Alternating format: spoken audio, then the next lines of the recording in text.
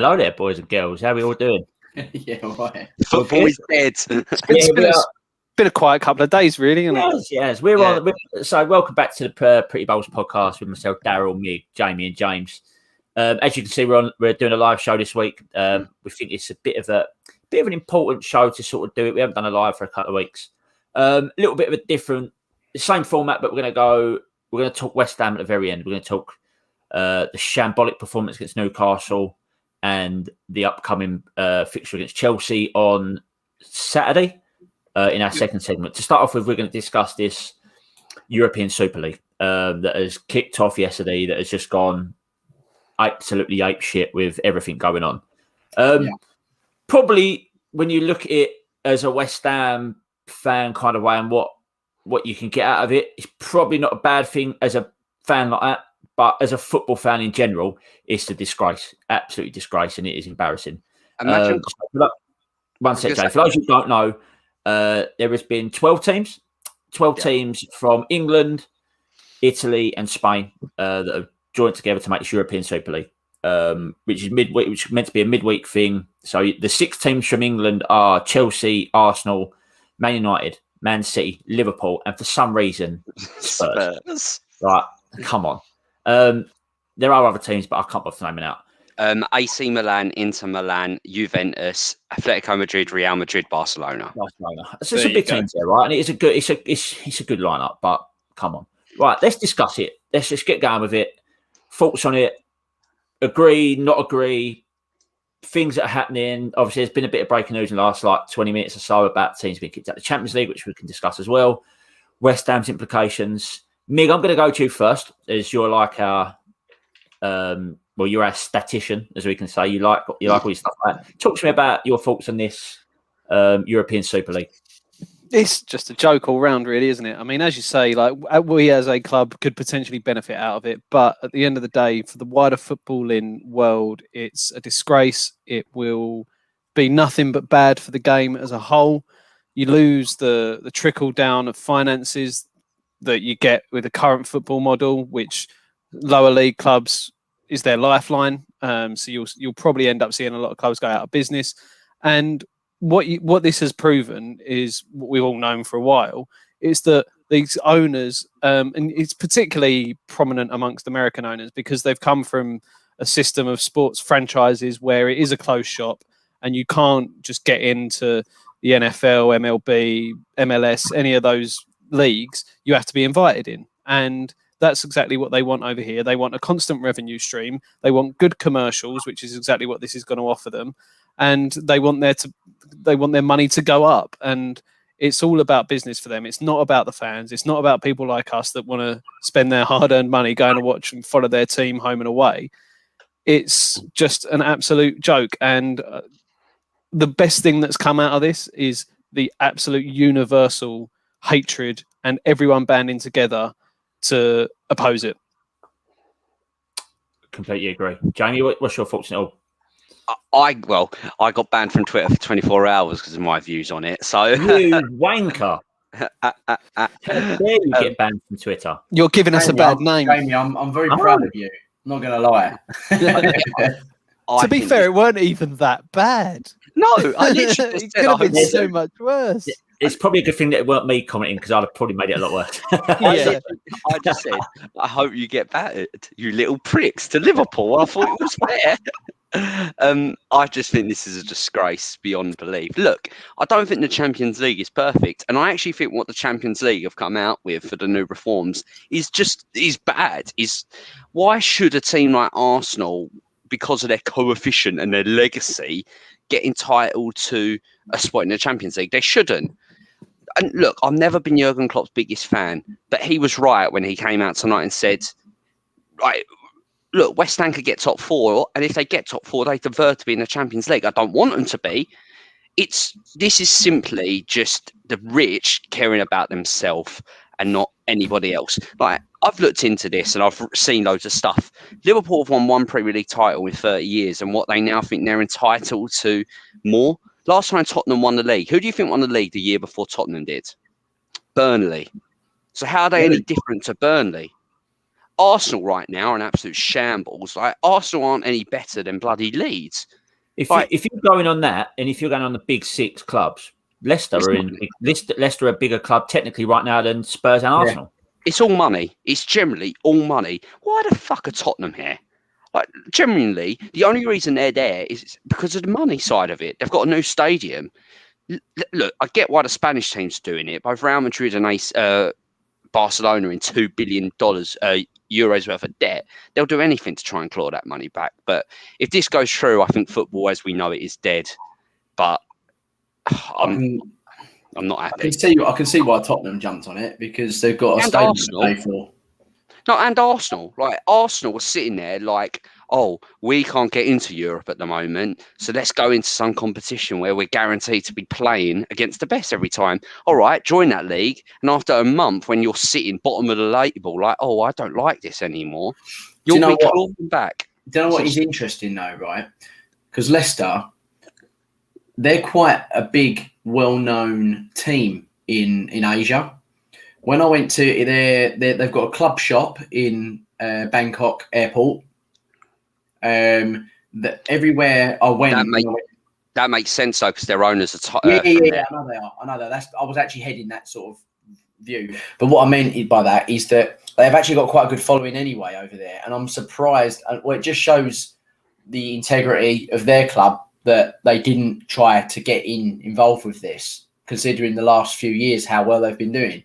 Difference for Leicester is, James, right? And I do agree with you, but for teams like Spurs, Arsenal, not so much in the last sort of 5-6 years.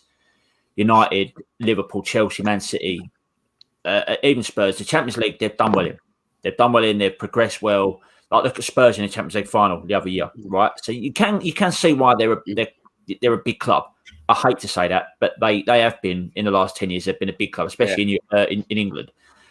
Leicester have done brilliant in the Premier League for the last 5-6 years, but one big go in the Champions League, but you can't really put them in that sort of banner. But the other thing, I can see why Leicester haven't done it.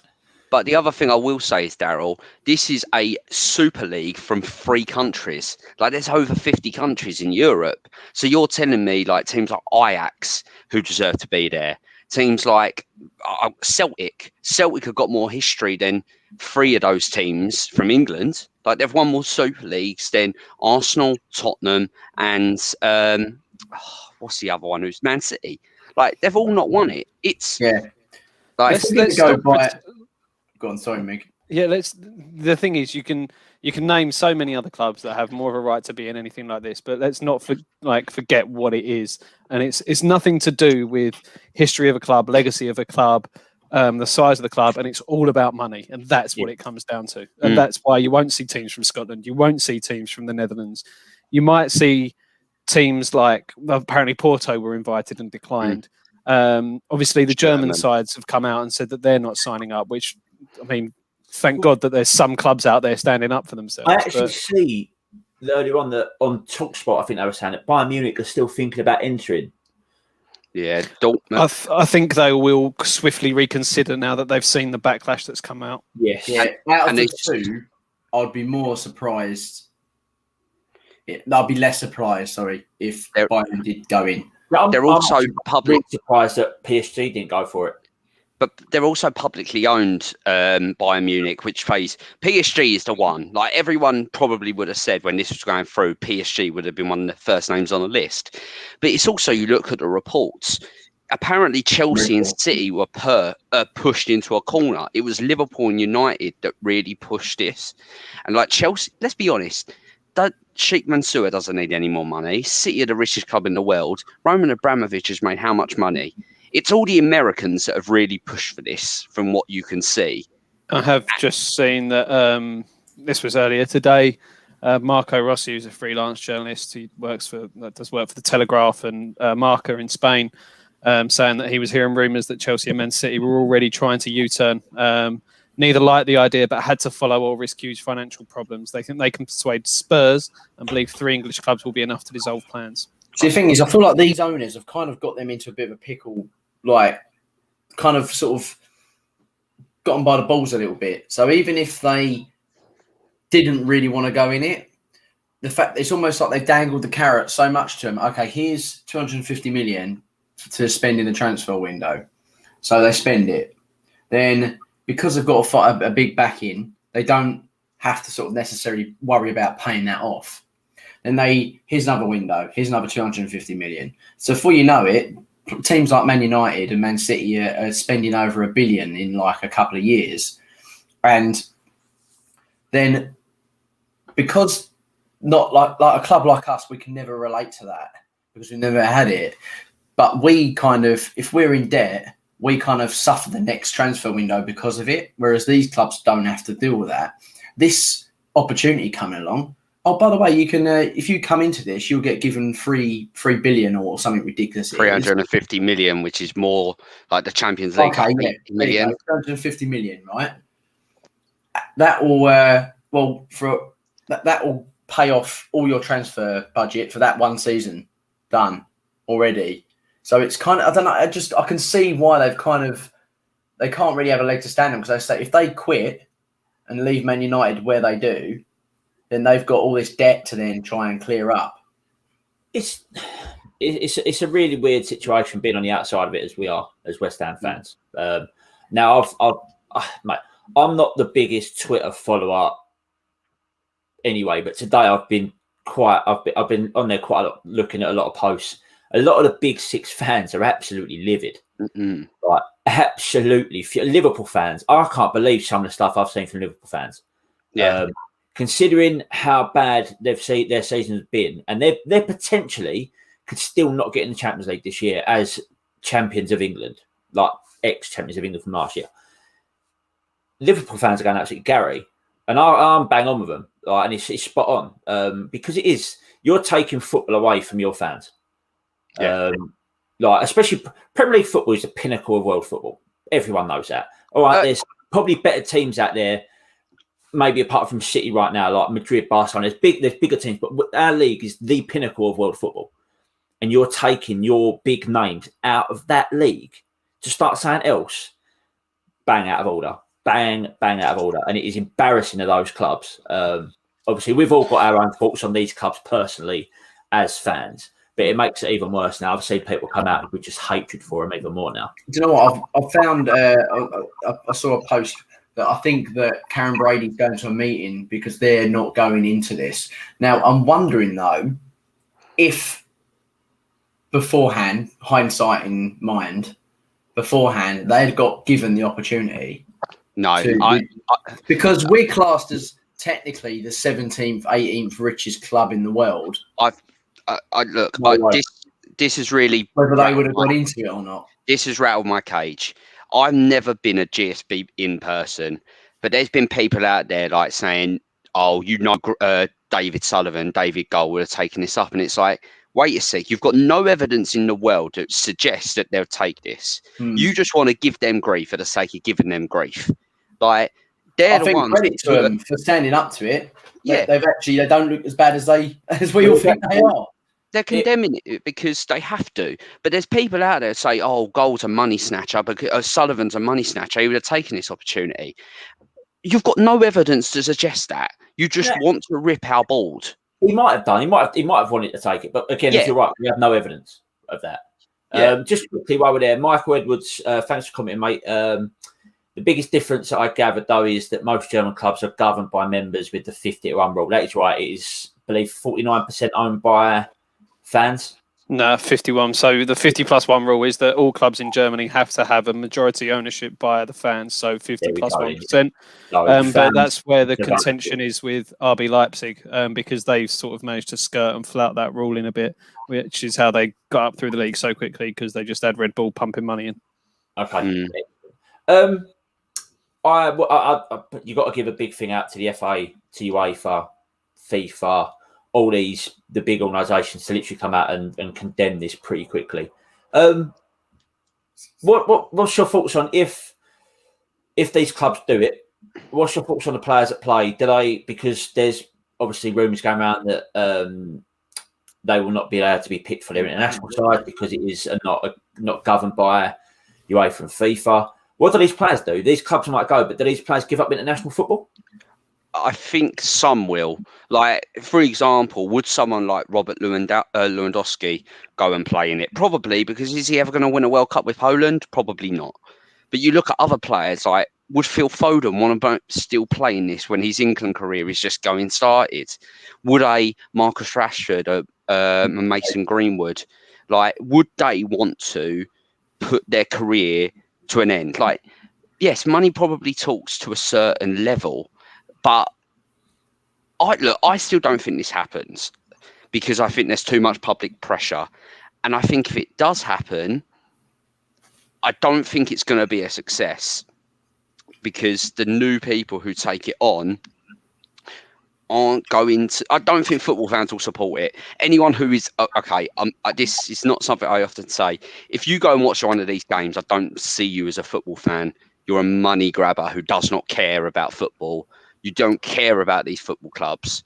I think the majority of people that might want to watch this sort of stuff are the ones that aren't really necessarily associated with a team, that just like following, maybe like watching.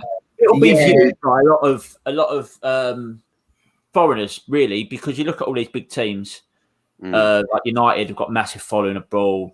Madrid, Barcelona have got massive followings in India, places like this, where there's a lot of views, and that is where they'll get their revenue from. It is that,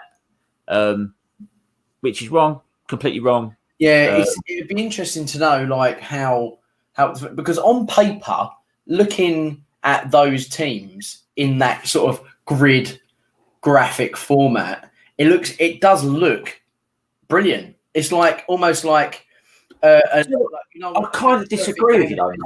Kind of disagree, right? And I understand your point. I completely agree with your point. Like, you look at it and go, wow, big teams everywhere.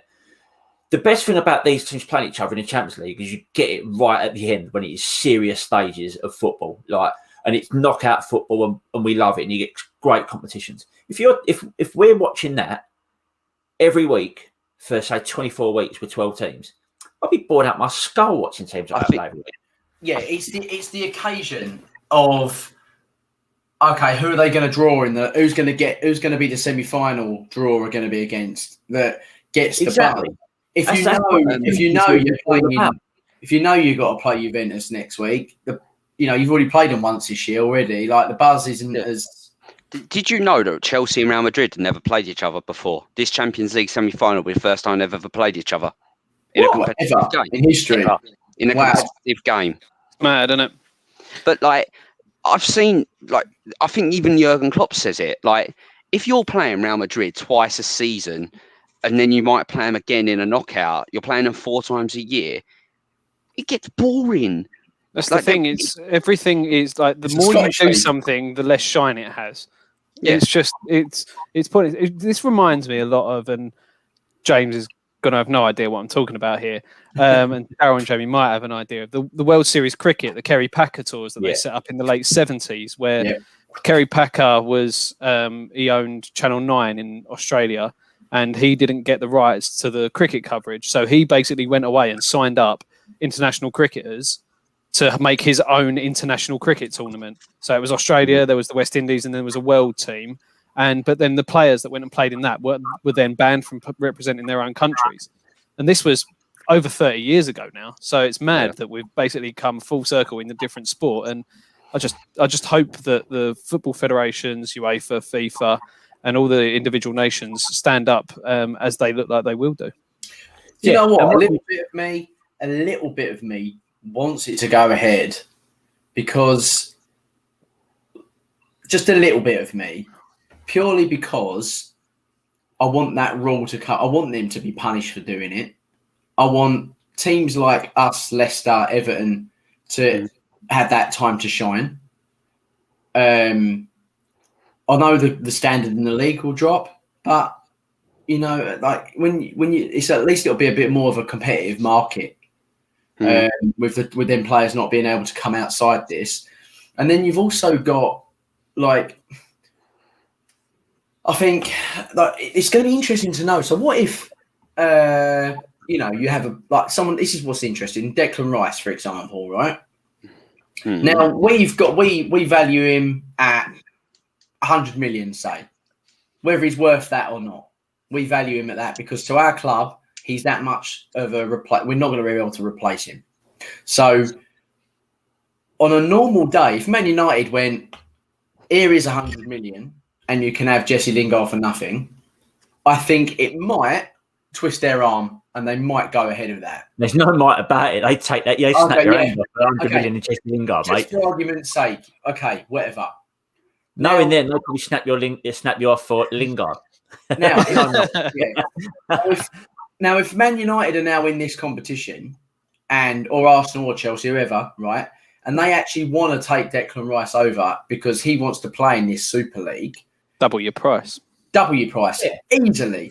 Then that would then make us because almost like a superpower in this mini Premier League because no one else would have probably out of the other teams.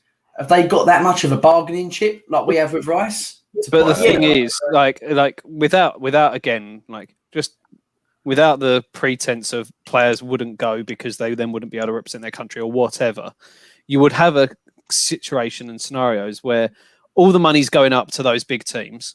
Yes, they'll then sign your players from West Ham's and Leicester's and Villa's and who else is left.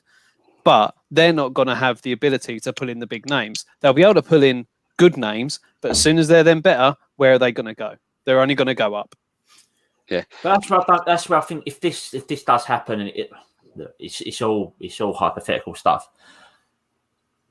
You're going to get players that will want to go and play in this European Super League. Of course you are. But I think you'll get the likes of like Ronaldo, Lewandowski. These sort of players will go now. They're getting older. They'll play in it because their time as a big professional footballer to get these payouts are going to go. But for these players, careers are probably nearly over as well. Rice, Foden, you can name a load of international young players all around Europe. It's a massive risk. It's a huge, huge, huge risk for them because if this goes tits up, all right, teams will eventually buy you back, but you'll probably lose a lot of fans elsewhere and stuff. It's a massive risk for players as well, I think, to take this on.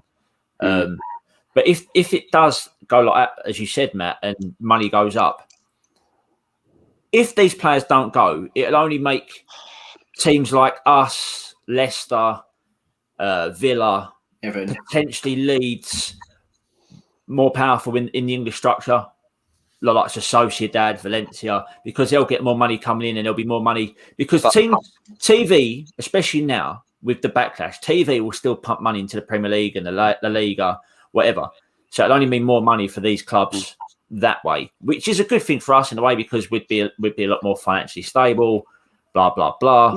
The thing with the money is it would completely change the finances of football because you don't know what the viewing figures are going to be like. So you might have TV deals for the Premier League actually go down and that Sky and your BT aren't throwing the money in because the real viewing figures, maybe not domestically, but internationally, could be on the Super League. So you'll get the likes of bidding for that. And then that's where the money goes again. And it's just going to throw the economy of football out the window.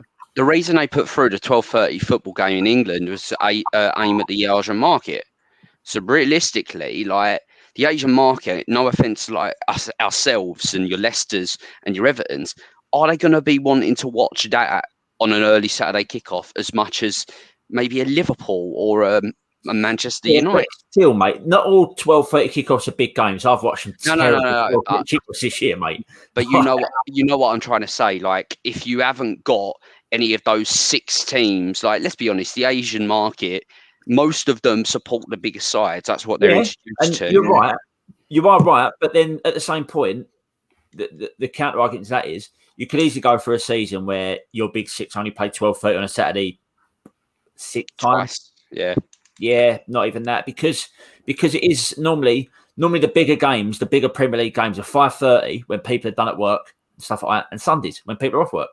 Yep. Bigger teams will normally play those games because of what it is. Like your biggest game of the weekend is either 5:30 on a Saturday or the 4 o'clock on a Sunday. This is normal time, not like COVID screening times where every game's on. Normal times, it's either 5:30 on a Saturday or 4 o'clock on a Sunday. They're your 2 biggest games of the weekend. And another thing is the 4 o'clock on the Sunday is a lot of the time because you've got teams playing in Europe, so they play on a Sunday and not a Saturday. But I mean, it's the thing to remember to this as well is this: their idea here isn't a walk away from the Premier League and have just this as their main competition. This is a midweek competition for them to replace the UEFA Champions League. It's just them. They want to do that and still participate in the Premier League, which would just massively hurt every other club in that league, because again, all the money's going to be there. It's JP Morgan, I think, that have started financing it, and they've put in $3 billion, is it, or something? Have you heard the other thing? Because this is the other thing why Man U have been so dodgy about it. Who did Ed Woodward used to work for? JP Morgan. There's some dodgy links here that have just go back to it all. Like, the other thing is, say they stay in the Premier League and they're in this Super League, or the bullshit league, I'm going to call it. They're going to treat the Premier League as a Carabao Cup. They're not going to play their best players against Wolves away on a Saturday. They're not going to. The thing with that is as well, they could essentially have two rotating teams where you have your Premier League team, we'll have 6 Man Cities, wouldn't we? Yeah, exactly. They'll just run away with the Premier League, because you could sign the likes of Declan Rice and Jack Grealish and anyone else that you want and play them in your Premier League side, and then you get your big names in for the Super League games, and then you just walk away with it. It's just an absolute joke. But the thing again, it's all. But if what UEFA and that are saying, if they play in this competition, they will not be able to play in the Premier League. They will not be able to play in competition. So they're going to ban them. Yeah, we're going to ban them, son. We'll hear more tomorrow, I think, won't we? Because there's a Premier League meeting tomorrow with all 14 of the clubs that aren't the 6 that are involved, and also apparently a UEFA emergency meeting. I was listening to the Palace owner, and he was talking about it on Monday Night Football. Imagine if they not banned, but they deducted points. Well, that's the question I was going to ask now. So, if we're on a panel, or if you've got a say in it, what would you like to see happen to these 6 teams from the Premier League? What do you think realistically will happen? I know what will happen.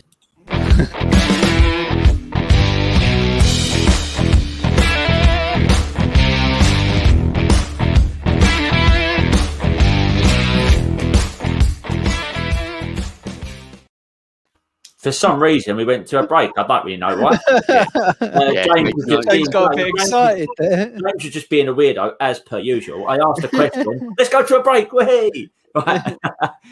Give me some answer to my question then, if you can remember it since before the break. I will quickly throw out there that what I think the best course of action is. I don't think kicking them out of the league for this season is doing anyone any favours, because whoever then wins the league has this massive asterisk over it, and it will never really be thought of in the same light as any other victory. So if we won it or Leicester won it, everyone would be like, well, it didn't really count. So I think it's got to be a threat. So if you don't drop these plans, as of the start of next season, you're gone. Mm. Yeah, I'm with, and I think hefty fines is the only. Well, the thing is, it means nothing. Yeah, that's the problem. Would you potentially, if they carried on with them, relegate them? You wouldn't know. They'll threaten it, but they won't, because all that money that they're going to lose from them 6 clubs, I don't think they'd do it. That's genuinely what I think. They won't do it. They don't think the Premier League's probably sustainable without them. But then if you do this to these clubs, if you put them down, potentially not one division, because there is still enough Championship football on TV, put them down a few divisions. Even if this Super League don't go through, you do, and this is if say the Super League doesn't happen, they still punish them this way. You drop them down leagues, they're going to lose out on TV funding as well. Now, to these big clubs, it isn't. Liverpool Reds are winning 1-0, by the way. Don't you feel sorry for Doncaster? I would personally love to see Kevin De Bruyne forced to rock up against Stockport. That would be good. It could happen. It could happen, or the other thing, if it's still, because I think they should be punished either way, even if it doesn't happen now. For me, they're doing it at this time of the season, they should be punished some way. If it gets cancelled, I'd potentially start all 6 of these teams with a massive point deduction and a big fine. Tell you what, Dal, Bild in Germany are reporting that Bayern, Porto and Dortmund could be reinstated to the Champions League this season and replace the Super League clubs in the semi-finals. Yeah. I didn't think they could do that. I would be impressed if they did. What I think about do what they want. that'd be great. Absolutely throw it in their faces. Honestly. what about if the next season they start with negative points? Darryl just said that. Yeah. Is that what you just said? Yeah. Ah, fair enough. You're just trying to take my point, mate. Yeah. He's too busy thinking about Jesse Lingard videos, isn't he? Yeah, I was. Not gonna lie. I'd say I'd give him a very, very hefty fine, and I'd put that fine money back into lower league teams, grassroots stuff like that, because they can find these clubs massive amounts, and I'd start them potentially with 20 points each, minus 20 points each. They'd probably all still get out of it, but you'll still. No, Arsenal wouldn't. You're still putting them to a massive Arsenal. disadvantage. My biggest thing is, I don't see how these owners have the attitude that they think they're better than every other team. That is what it saddens me. It's more of the arrogance, isn't it? Yeah, like it's just 20, 30 years ago, some of the big six that would have been there now aren't even in the Premier League. Like, so they're trying to protect their status. They don't want to be the next Nottingham Forest, the next Blackburn, and it's disgraceful that they think that. Like, Man U got relegated in the 70s. They got back up. Like, that's what football has always been good about. There's consequences, and you get paid off for your success. And it's sad, really. Here's a question for you. Do you think they have done this because there's no fans in the stadiums right now? Yes. I think this is why it's gone through now, because they know there's no repercussions.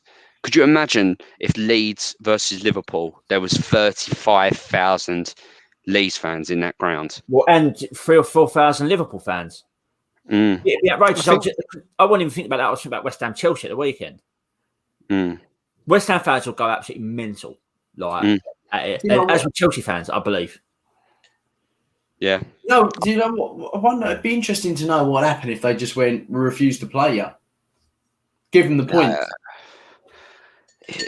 I've seen people say you do that. Like a protest sort of thing. I wouldn't be surprised if anything like that happened. The thing for me would be now, and you see Leeds do it tonight, you protest in a way that gets your name out there as a club that wants to help fans. They had shirts on tonight that was earn the Champions League, football is for fans, stuff like that.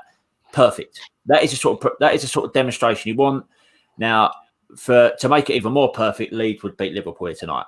1-0 down, probably not going to happen. But teams now to start beating these big six and really go at it, big celebrations like that. If we beat Chelsea at the weekend, mate, I'd be nuts. But this is the other joke. These six teams, Tottenham, are absolute Spurs and Arsenal are horrific. Arsenal just scored a 98th minute equaliser against almost relegated Fulham. And they, if you watch Arsenal fan TV, you wouldn't think it. They've just won the bloody league if you watch that celebration. Man, you struggled against Burnley. Like, these teams that they are looking down on, they're struggling to beat. West Brom, who are going to get relegated, beat Chelsea 5-2 less than a month ago. And they now think they've got the self-righteousness to go, oh, we can be in another league, that we're better than them. It's an absolute bollocks. It's rattled my cage. Absolutely rattled. And then as if it weren't enough, then Spurs go and sack Mourinho today as well, which there were rumours about it was because he was in protest about the Super League, but then it looks as though that's probably not true and it is just results. But then I was shocked by that with Levy forking out the money to sack him, because obviously we know he's on a massive contract, and I think Mourinho's made something like £90 million in sackings, for being paid off in his contracts. Madness. But look, I've only seen these as rumours. Do we think it's true that he refused to go out and take the training ground? There's conflicting reports. I think the thing that's really made it the most odd is not the timing in terms of the Super League. It's the timing before the Carabao Cup final. Yeah. Why would you sack arguably the best manager for cup finals in football in history 6 days before the cup final that you hide in to get? Like, you wouldn't do it. Like, any football club, Tottenham fans hate Mourinho, and to be fair, normally they'd be happy he's gone. but he's got a history. I think he's lost like 2 cup finals in 14. I'd do anything for him to get absolutely smashed on Sunday. Anything. But Man City, I know Man City have been backed into a corner. If any way possible, I'd like neither of them to win it. Like, yeah, I've always had a little bit of. Wouldn't it be great if the FA just cancelled it and said nobody wins? And give it to Bradford. Put in 2 teams that work that. There's a few. Put West Ham in it. We'll take it. Yeah, there's a few different variables, isn't there? Obviously, because you got we've always had that. If we want Man United to win, Europa League, etc. So it falls right for us. So if we did drop out the 4, we can still get it with a 5th. With at least Europe with the 5th. It'd be interesting to know how this would work if they did get cancelled and they weren't allowed to, because this is Tottenham's really. I know they still mathematically can make it, but perfect opportunity then for them to go boom. Here's the Europa League qualification. Mm-hmm. Yeah. Last thing I want to say on this thing, I've just actually watched the video of it while we were chatting. Klopp's come out and said before the game, he was not told about any of this until it come out as news. You can guarantee that that's the same across all the clubs as well. The players, the managers. Which is just horrendous. Absolutely horrendous. And I hope it derails some of their seasons. I really do. But I also don't. I also have sympathy for the players and the managers. Massive sympathy. They've been stitched up. Yeah. I've never been. I'm going to keep saying it. I don't like Liverpool. I don't like Klopp. But the way he done with his interview, he basically condemned it and he gave his board, said I don't agree with this, but also kept the focus on the game tonight. If this is true, what Mourinho's done earlier on is the same as what Klopp sort of come out and said. He's not up for this thing. I'm not taking my team out to train. I think if it goes through, I think Klopp will leave Liverpool. I really do. Solskjaer's at United, but he's not going to get a bigger job than that. I think Tuchel probably leave Chelsea. Why would you? You've just got to the Premier League. Why would you want to go and do? I think it'd really, really strap teams in different ways than we think. But again, I think we'll discuss this for the next couple of episodes because news is going to come out of this a lot in the next 2 weeks. So we will keep a running sort of comment. Maybe not for so long. This is a good look. I know I joked yesterday. No, it don't matter. It does matter for football. It does. Yeah. It's a good discussion. I've actually quite enjoyed the discussion. Yeah. No, I mean, because obviously the majority of the news is the initial shock, isn't it? So we're like, my God. But then you're going to get bigger news now. By the time we play Chelsea, all these teams could be out of the Champions League. Yeah, it's just nice for us to all agree on something for once. Hey! This is the thing, all football last game this evening. And speaking of which, let's go to now a planned break, James. We'll come back. I wasn't doing that for a break. I was doing that because you said, "What do you think is going to happen?" And that's why I played that video. They're all going to be celebrating. Yeah, but the context was terrible. Yeah, it was really bad. Over my head. It confused them two as well. Let's go to a break. Right.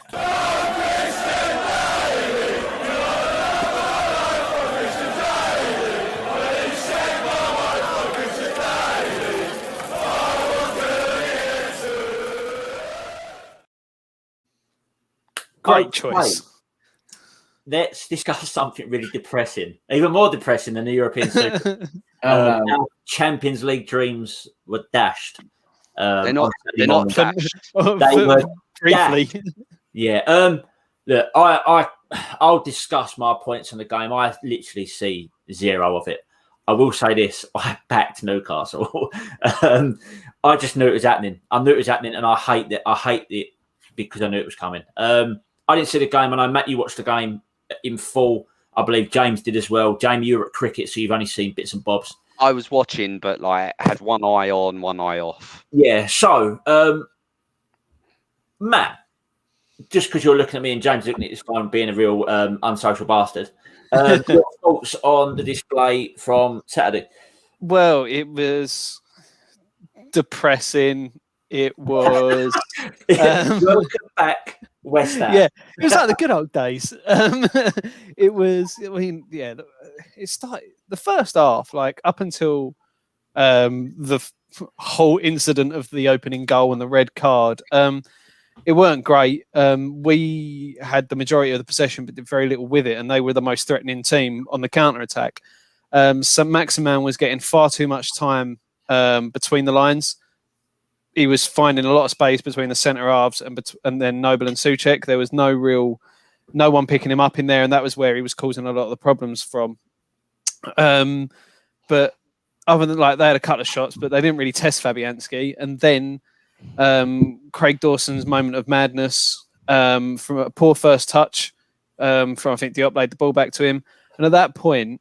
Well, he's already on the card. You just got to stand your ground and don't dive in, because I can almost understand him doing that if it was on the edge of his own 18-yard box or he was preventing a goal and he was giving away a free kick. But at that position, there was so much space still between the ball and the goal. There were people getting back trying to cover.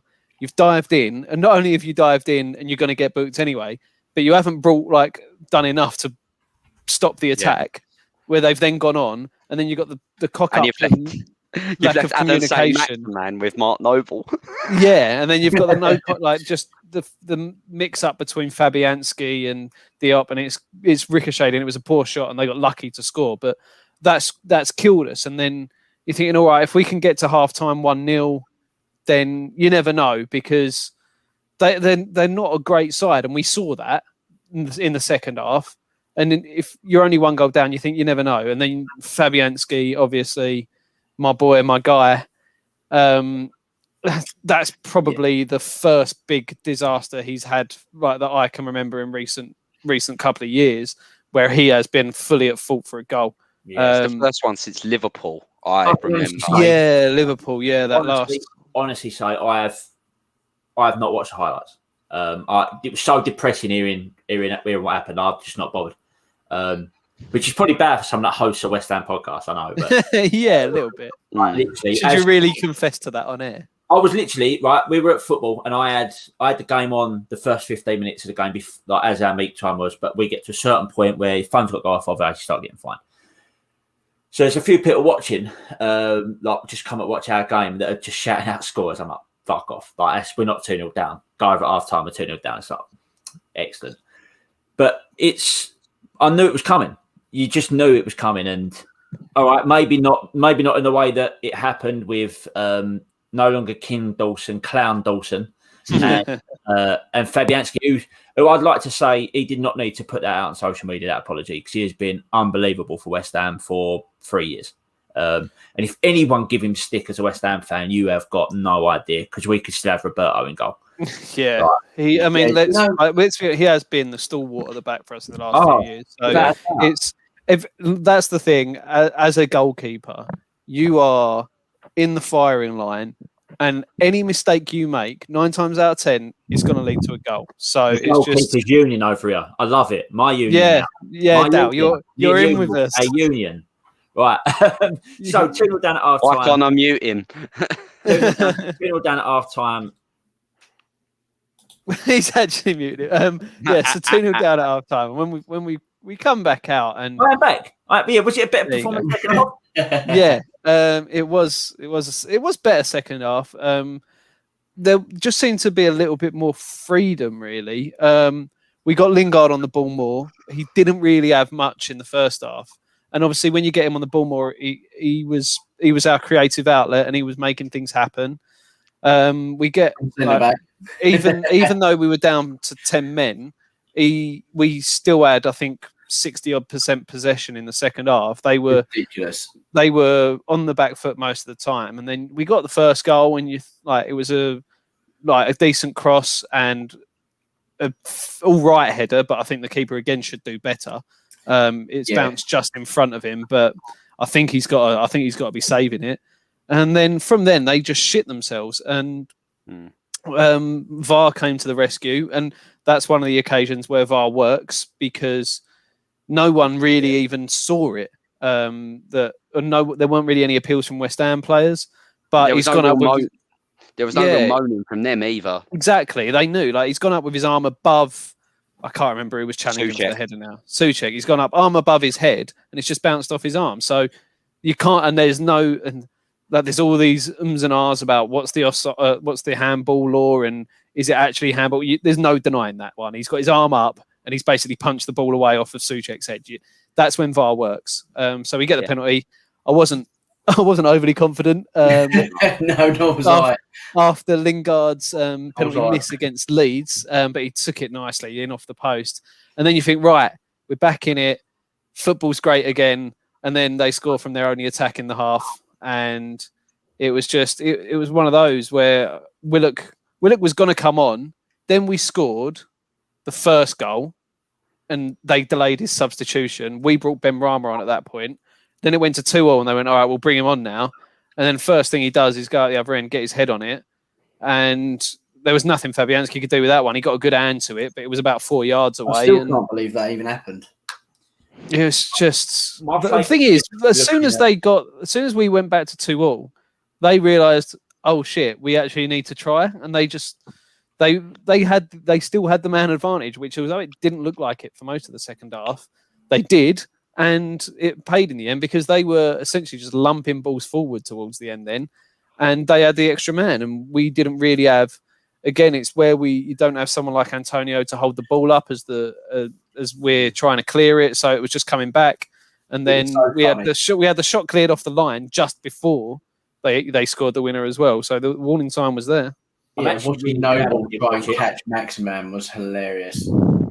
Leave Mark over the line. No, even to respect to him, right? The last 4 games, he's really stepped up, and I'm hoping a lot on the fan base really do like sort of just pipe down a little bit. As much as he's in the day, he's had some big boots to shut up. He's had some big boots also, to fill. James, it's 3 games, not 4. Games. Well, whatever. 3 games, some big boots to fill. And he's come in, he's done a very good job. And, he's gone from hardly playing to like 3 90-minute matches. Bad thing is, I dread to see him against Chelsea at the weekend. Right. In a 5, though, it might be okay.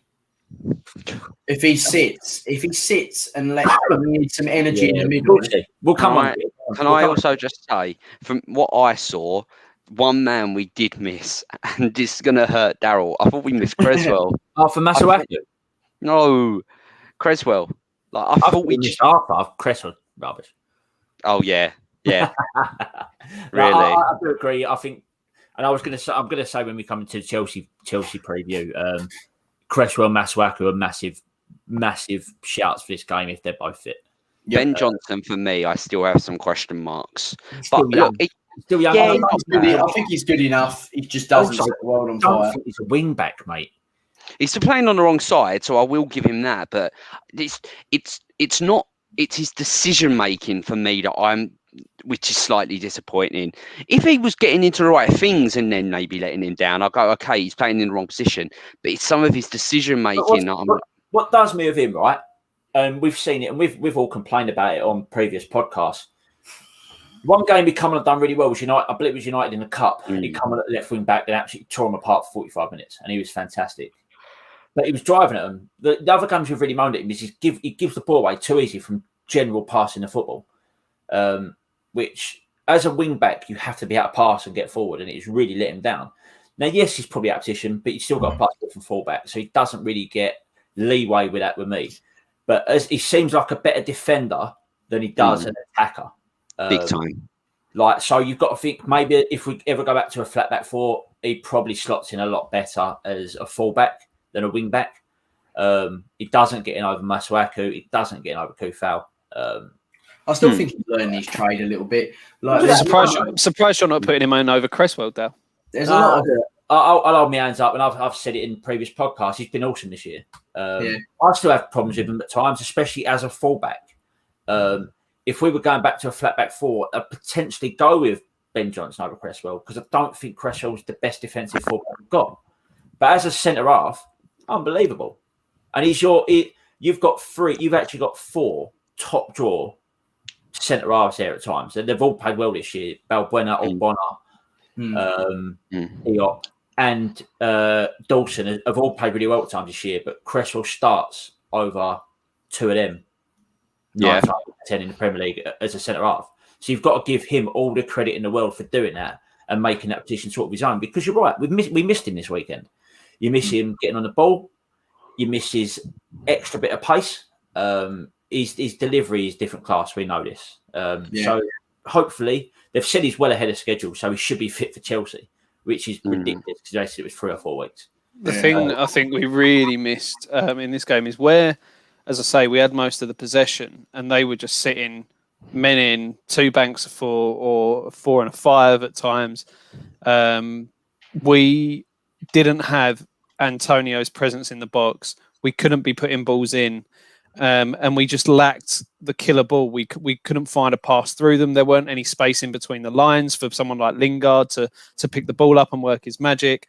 And there weren't really enough movement between the front 4, which is what I said a couple of weeks ago when we found out Antonio was injured. The way we need to get at these teams is to have Bowen, Fornals, Lingard, then just move in. Don't give the defenders a rest at all. Keep them moving so they don't know what's happening. But it was all too rigid. So here's my problem with what it's not a problem with what you've said. It's my problem with Moyes, right? You're bang on in a situation where we've not got Antonio and you're 2-1 down, 2-2, still going for something. You've got Fornals, Bowen, Benrahma, Lingard, Lanzini. All these players are exactly the same players, right? And you've just said it. There's not a lot of movement. It's all the same. Not a lot of space between the lines. Why not we bring this kid on at 2-1 down just to try something different? Get balls in the box. He's a striker. I think the other day he played in an under-23 game. I think that's why he didn't play. We said that the other week, and I was totally wrong because they played on the Friday the other week, and both him and Coventry in the match day squad the weekend after. So what I heard was bang wrong. If they're in the squad, they've got to be fit enough to play. Right, it's just the lack of trust. That's lack of trust, but you have to do it at some point. He's either got to go on loan for a penalty. Got back in the game. You have to change things up. Matt has just said it there, and I've not seen the game, and it's got me quite irate just listening to Matt saying it. You have to change things up at times. There's a striker on the bench you have to use. Maybe not. Don't start him because we've proved that we can win games without him. But at that point, 2-1 down, get your striker on. To be fair, he could have even thrown Yarmolenko up there because we know he trusts him and we know he sees him more in that role. So just someone with a bit of physicality as a plan B. Frederick is your last substitution when you've got Yarmolenko or Baker on the bench. Frederick, look, I said it. Moyes has done an awesome job this year. This is my problem with him. And it will keep happening. Fred, you're 2-2. You're going for Champions League. They said they are going to try and win games of football. I don't blame him for this result, though.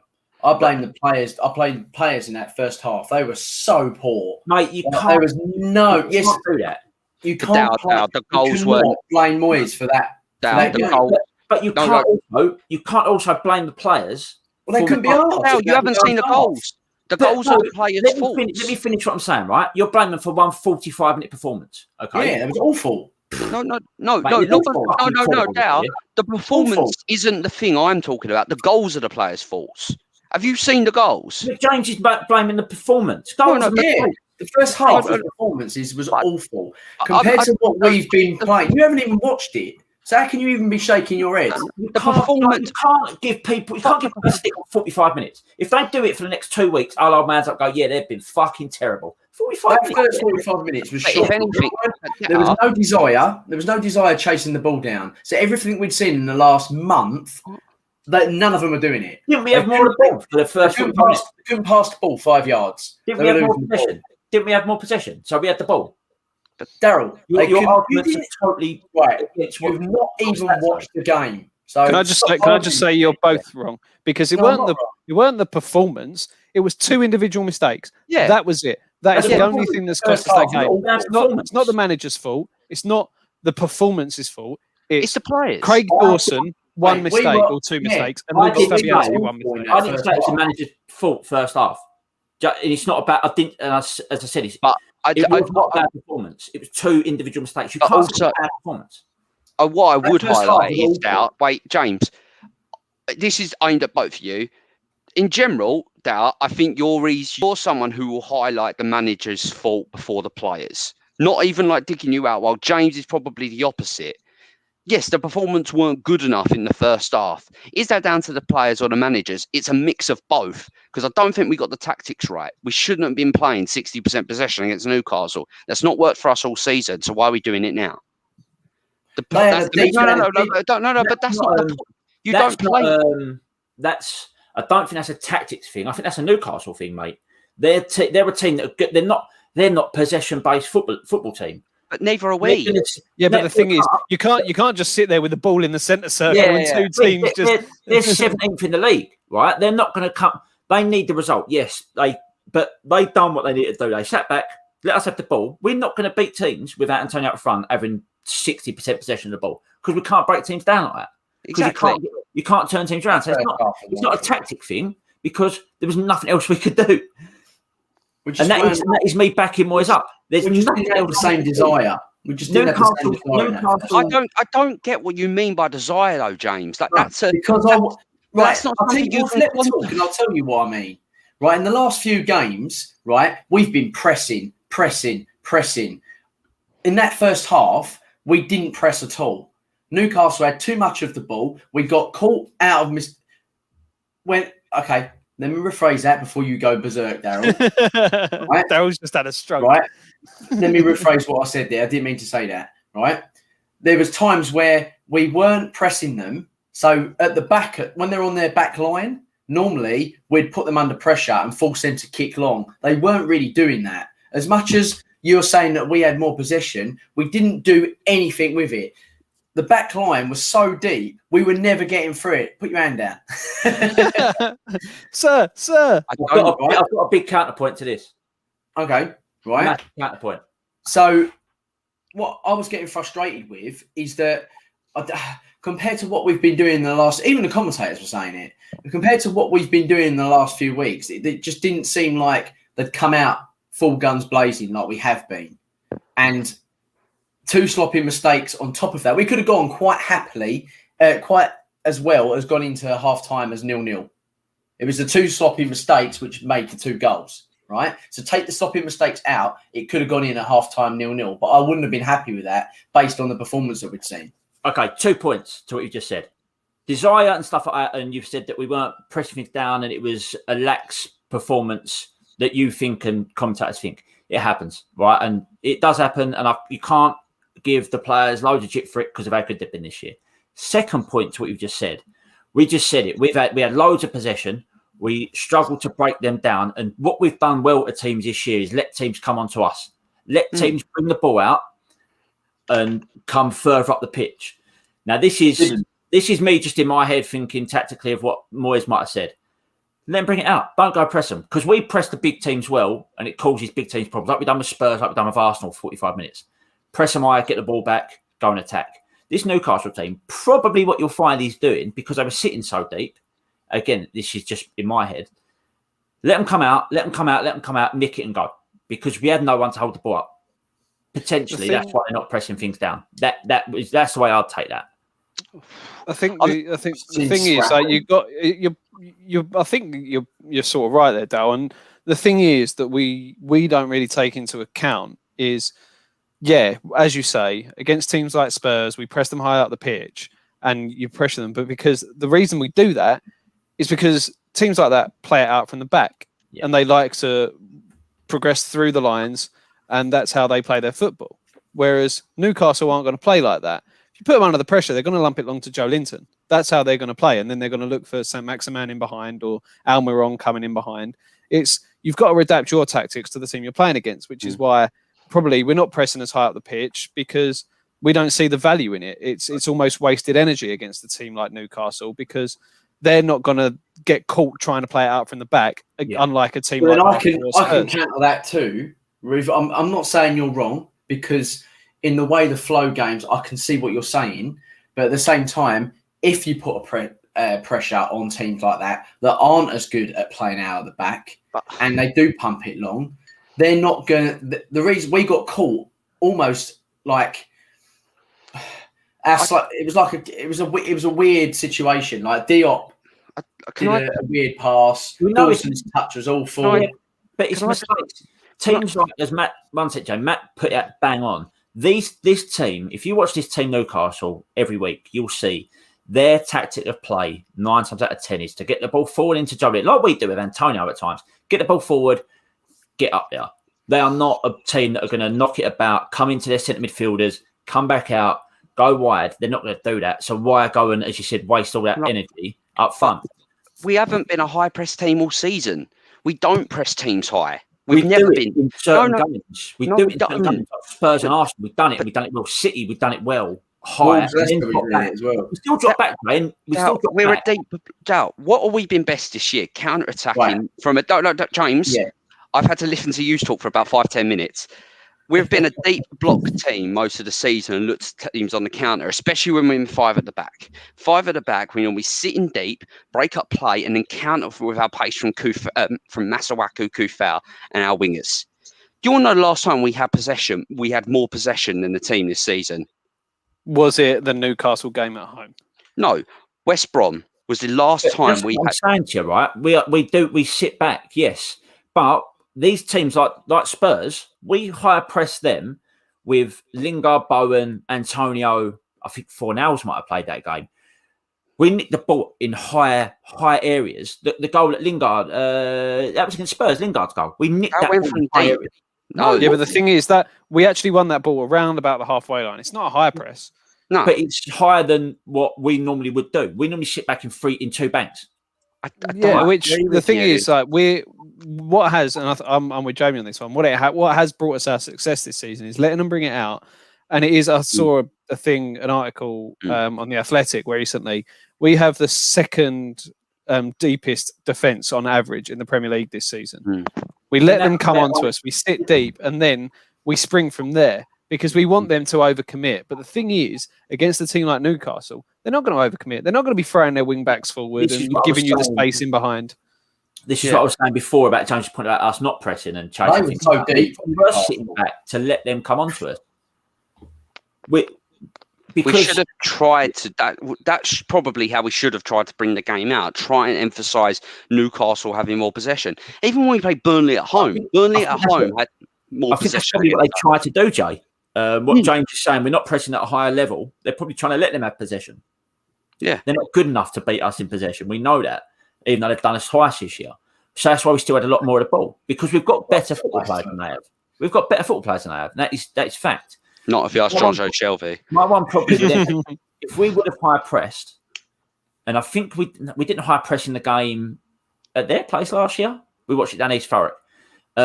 We didn't high press them, but we give them a lot more space, and St. Maximin then caused us a hell of a lot of troubles when we come out of our shell bit. That's why I don't think we went chasing after the ball this year.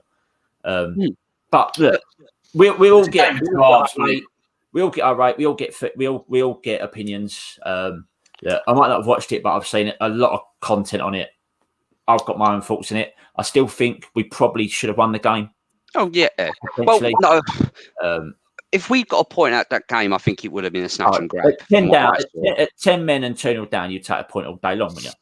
It would have been a snatch and grab. And then at the same point, what Matt was saying was for the second 45 minutes, we were dominant. We were so good in that second half. It's just a shame, really. It's a shame that we didn't get 2 halves of that. But then sometimes you see it a lot of times. Teams step up with 10 men. That might not have changed if Dawson hadn't got sent off, and it might have been a board draw. All right, you take the point, but it might have been. It's all hindsight. We've been talking for a long time. Let's quickly go and talk Chelsea. We played Chelsea 5:30 at Saturday. Home. Oh, right. At home. At home. Excellent. Last time we played them there, I believe we won. Yarmolenko, what a day! My guy. That was a great night. I was sat in my mate's house as a Chelsea fan, and he was giving it large. And then Yarmolenko broke through. It was the best night I've ever had. We'll go very quick. Matt stats. We won't talk massively about. I haven't even bothered with the stats today. I've been too deeply entrenched in European Super League research. Matt stats for the first time in a long time. Darryl had his Google search up. Yeah, devastating. We have beat Chelsea. I'll quickly look it up. Go on. 55 times. And we haven't even got games to go off here. I'm going to go. I think a bit less because Chelsea are relatively new. I'm going to go 48. I'm going to go 44. It's 42. Oh, closest. You've been cheating. I'm 42, drawn 22, lost 51. I meant right. So we've heard that Cresswell and Masuaku potentially fit for the weekend. Still no Declan, still no Mikel. Obviously no Clown Dawson anymore because of a suspension. So if Cresswell's fit, I take it's Diop, Ogbonna, Cress, Masuaku, Kufal, Nobes, Zucek, Lingard, Bowen, Fornals, and who am I missing? Is that it? That's it. Yeah, that's it. That's it. You know what? It's not. I'm quite happy with the whole Masuaku Cresswell on that side. I like that. I love it. I've got no problems with that at all. They play to each other. The delivery is going to be good. I've got no problems because Cresswell's got the ability defensively to cover, and that the other side, if it got into a back four, Kufal was better defensively as a wing back to slot in. So I've got no problem with that happening. You've noticed it all season. All our attacking threats have generally come down our left side. And even when they've gone down our right side, Kufal's not been terrible. He's just not as naturally gifted as Cresswell. They give him more space, which opens it up for him. Yeah, that's why he's probably still got some assists this year. I think teams have identified that our left-hand side is probably our biggest threat. And why, Kufal and Bowen, who has got our most goal contributions out of any player in the team this season. I think people do take, or players do take Masuaku for granted as well, because going forward, not defensively. But because he's a lot more skillful than people think he is. Because you look at him as a left back, but as a fullback, as a wing back, and a winger, he's as good as most top wingers in the league when it comes to ability, skill, and talent. Because the guy can just get out, turn you on a sixpence, and get out of so much trouble. And his delivery, if his delivery was as good as Cresswell's delivery, what a winger he'd be. Yeah. It's just, and by him pushing forward and being that threat, it does create that space for Cresswell to deliver a ball in the box. Little bit of breaking news just come out for West Ham. Just a little bit of West Ham news just come out. Randolph, Balbuena, Fredericks and Lanzini all got 90 minutes under their belt as West Ham United under 23s beat Everton under 23s 2-1 this afternoon. Guess who got both goals? I'm going to assume it was Meepo. It was Meepo. Oh. Yeah, he's going to keep knocking on the door, I think. Really, this week probably defies if we're still looking at Champions League football or not after this week. Yeah, good segue. I think we need to avoid. I was going to say that question. There's still a chance, obviously. Yeah. Is this a defining factor? If we beat Chelsea, if we get a point, it's still on. If we lose, I think it's over. Yeah, if we win, we're back in the driving seat. If we win, I think then it is us, Liverpool, Man City, Man U who should get it.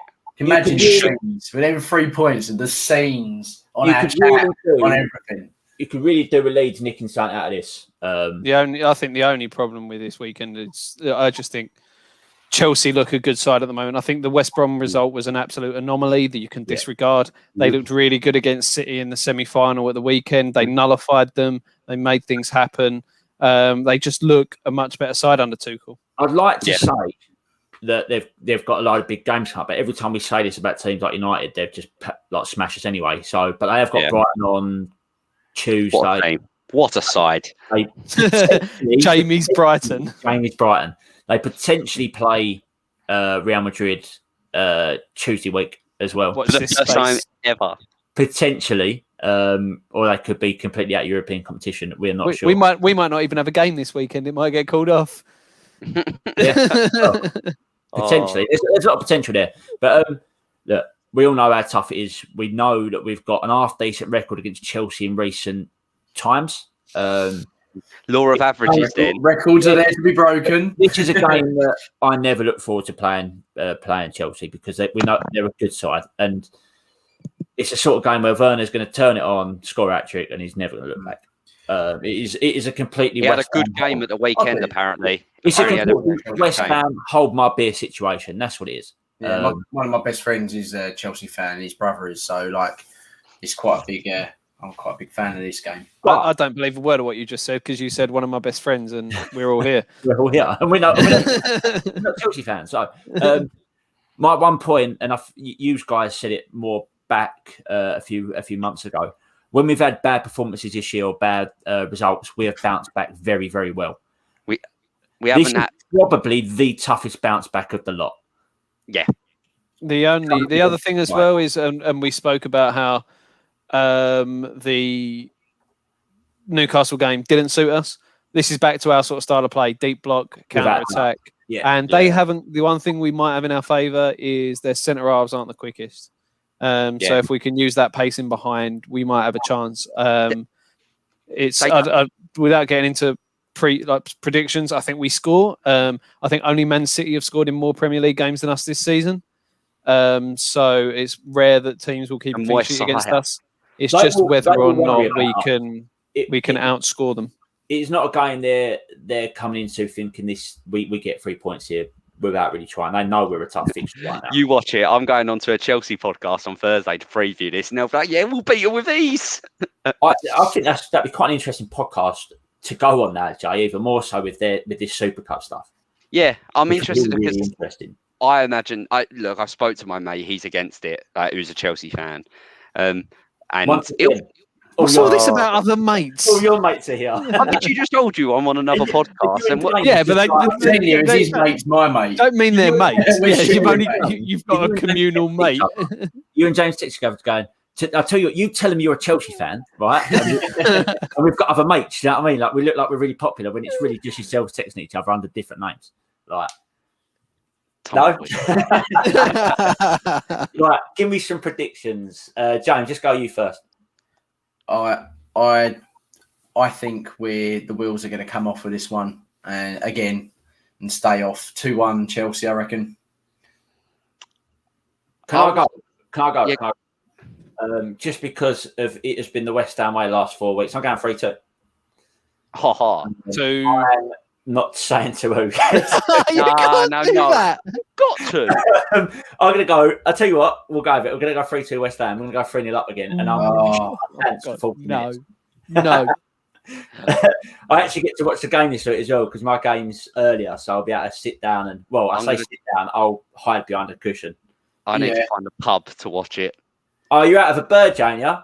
Oh, yeah. If you don't find a pub to watch that game, is that with James?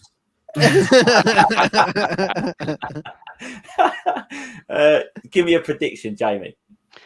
I disagree with Higo in the essence of I don't think this is going to be like I think Chelsea keep a clean sheet. That's what Tuchel's actually come in and done really well. He's kept them really solid. It's actually they've been lacking goals outside of that Palace game. A massive club like us. I actually think Chelsea win, and I think they'll go 1-0 up maybe early first half. We'll chase the game and they'll get another. So I think 2-0 Chelsea.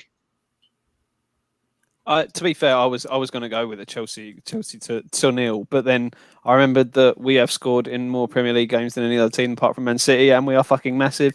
And seeing as it's been a while, I'm going to throw out a Desmond. Why not? Yeah, it's been a while. I think Desmond, but I've got to go to 3-2 prediction. We were due a Desmond. I think look the form Jess is in at the moment.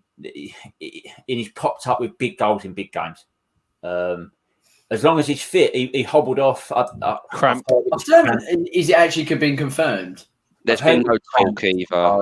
Moyes said in the post-match that it would just look like cramp. So then that's twice he's had cramp problems in 3 weeks. Yes, he's not played a lot of football recently, so that's probably not helping his case. He runs around a lot, though, doesn't he, Jesse? He puts in some serious miles, and you've got to give him the world of... Because right now, look, and this, I want to finish the podcast, but I'll put this out there. If he keeps going on this form, considering the seasons that Rice and Zucek have had, he will be very close to winning Player of the Year. Yeah. I'm going to say, right now, Hammerdy is really hard. I do think Zucek right now is my favourite to win it. Put in there Rice, Zucek, Lingard, Cresswell, Antonio. Probably Dawson for the performances that he's had. Jared Bowen does deserve a mention, maybe. But honourable mention. Top scorer in the league, isn't he? Yeah, Him and You know Lingard. what? sorry. He's really has upped his got game contributions. recently, isn't he? Yeah, let's call it a day there. I think this is our longest podcast to date. Yeah, it's been a while. Yeah. We've had a good chat. We've had a good rant. Bloody European Super League. I'm surprised I didn't call any of you a CUNT because it became very close. It became very close when James was kicking off. And I didn't say anything nasty towards Spurs fans either, which is very surprising. Hey, to be fair, we haven't got an issue with Spurs fans right now. We've got an issue with We've got an issue with Spurs fans. No. For today, all football fans are one, and we are all anti-European Super League. But we're still... But we still hate Spurs. We still hate Spurs. We hate Chelsea fans like we hate them all. So, yeah, let's call it a day now. I've actually really enjoyed the podcast. I hope the boys that have watched it, I know there's not been a lot of chat today, but I've actually I spoke to someone that plays for our football team, our Sunday side. He says he watches it every week. So I'll give a mention to Dan Gray. Thanks for that, mate. It was good to hear that you enjoy the show and that you enjoy it. Look, I know a lot of people are watching and sort of listening to it, so it's great. If you can share and like and subscribe, rate us on Apple Podcasts as well. It only does us a world of good. A retweet on Twitter, anything. Retweet. Matt, the big one for us right now is obviously listening, which is great, and subscribing to YouTube because we want to progress our YouTube page to a point where we can really delve into this a little bit more, better quality, more guests. Hoping that Matt puts himself out there and gets some more guests on as he's getting mugged off on Twitter. Mugged off by Jimmy Walker. What's that about? Yeah, I know. Can I just say one last thing on the European Super League to point out how crap it is? So the records / trophies of the Champions League will be transferred over. We had to get it in there.